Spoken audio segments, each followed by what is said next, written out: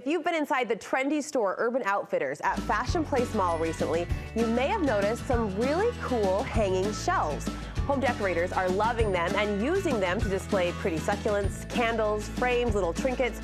You can buy it or DIY it. Sarah Quilter is always up for the creative challenge. She says you can make the DIY version of these hanging shelves in less than an hour, really, truly? Oh, easily, yes, yeah? easily. What yes. appealed to you about this look? Just how simple, clean, and easy it was. Not to mention that you can custom the shelf size for the area that you need it in. I love that. Where are you hanging these in your own home? So in my home, the colored shelves that we're showing are in my girls' bathroom. They have a cute subway tile halfway up, and their walls are actually a dark navy blue. So the pink really pops off of those. So those are my girls' room. I have the hanging plants out kind of on my balcony. Just a little, because I am not good at gardening. I can't keep things alive. But it's easy. I see them. I can remember to water those a little bit, and it adds a little bit of life when they're hanging right in front of your face. my face, yeah. Water me, Sarah. Yes. Water me. I like the idea of the bathroom placement too, though, because I feel like bathroom walls are one of those odd, what do I do with them spaces? Awkward, totally awkward. Yeah, and sometimes, I mean, behind the toilet, depending on where your toilet is, if it pokes out too far, it's, too much. So you can buy the wood that fits the width and the length that you need for that space. We're going to get into how to assemble and also how to color these, because you've given them kind of a subtle bright, which I love, Let's start with material list, though. Okay. What supplies do we need? Honestly, I bought a piece of wood. I don't, what, a 1x4? Sounds good to me. Sounds good to me. It looked good. It was the size I needed. It was double this length. We chopped it in half and drilled 4 holes in here. So literally, this shelf will take less than 10 minutes to make. And you don't need a lot of width then. I would think this would be too narrow. This is for in my girls' bathroom above their toilet where it is. This, for the height I wanted, this width is just perfect for it. I guess you don't want it to jet out, stick out too much. Right. So this is just right. And there's just a little spot, right off their bedroom. So this is perfect. It's not overwhelming in their space. Okay. But like I said, you can go wider, like we have here. This is another shelf we'll look at, a wider piece. This is what I use to make the pots. But wider, you can make it as big as you want. That's what's great about it. You could do round if you wanted, anything, any size, any shape. You can get into shapes. You can. That would be fun. And even I've seen, you know how wood stumps kind of are trendy right now, just raw wood. Right. Drill holes in those and hang those up. So it's like it could be a nightstand without the legs, just kind of hanging. So it just adds a different design element to the space. You're taking any texture, you're giving it dimension, you're giving it height. Right, it's so fun. So this one, like I said, just a simple 1x4, I believe. Just kind of sanded after we cut it, sanded the edges a little bit. What about the rope? This is just cording from Michael's.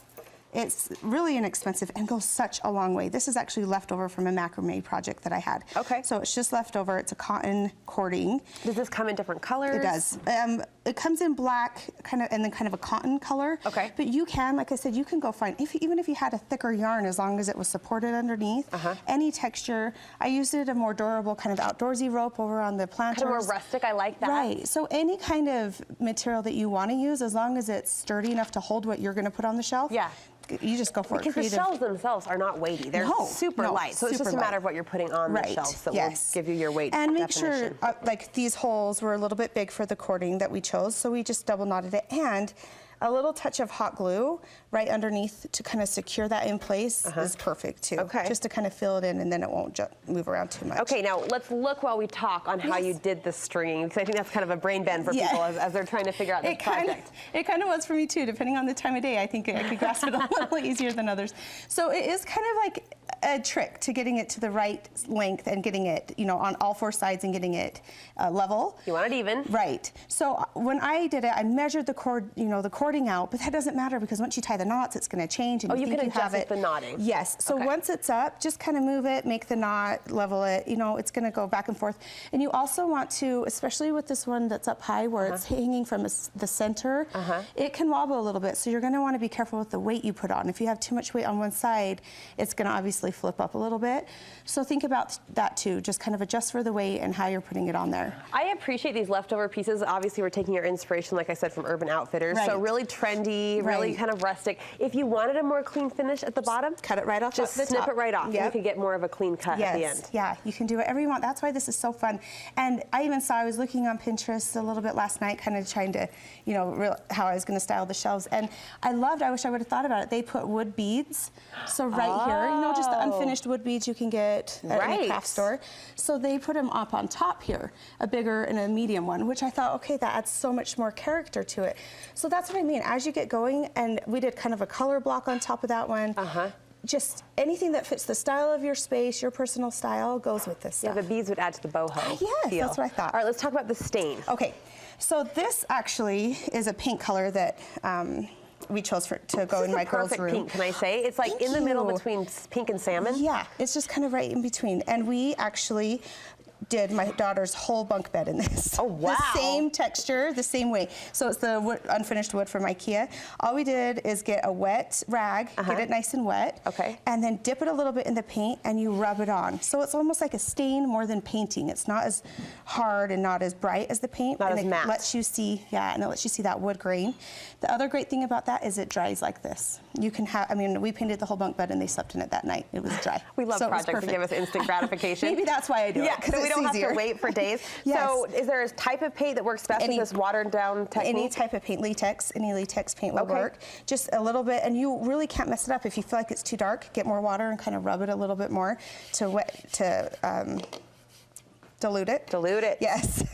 And so you can do that obviously with any color. You can color block it like I was saying. I spray painted the ones with the pots. We just drilled holes. Now this one was a learning experience.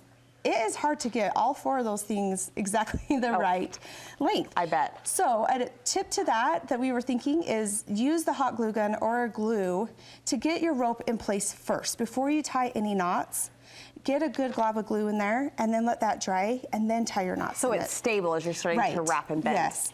And then you go ahead and tie the knots. That will add the durability to it, but then you'll have all the ropes nice and even. And you touched on this, but how did you get the perfect circle to suspend the pot? So those we just kind of measured. We got the piece of wood in the shape that we wanted. We just measured the circle. We just kind of got a piece in the top of the pot. And we started a hole here, and then with just a jigsaw, go in and cut around. We cut right inside the hole. Another thing to keep in mind is when we sanded the hole, it made it a little bit bigger, just to kind of take the rough edge off. So go inside just a little bit more than you think. All right. And of course, if it's still a little too small, you can go in and sand it again. It's not going to take much to open that up. I love the succulents. I love how you've styled these shells. In fact, we were laughing before the show because this little goose gave me pause. I swear my Aunt Les had one of those in her home. It took me back immediately. So you can go vintage, you can go eclectic, you can really do a combination of decor accessories that suit your style. And you can stack them up. You could do longer ones like this. You can mix and match the styles and the looks, and it is so easy and so inexpensive. Can we find more project details on your Instagram? Absolutely, at Sarah Beth Designs. Sarah Beth Designs on Instagram. Be sure to follow her. Other great project and party inspiration is what you'll find there. Thank you so much. Happy Friday.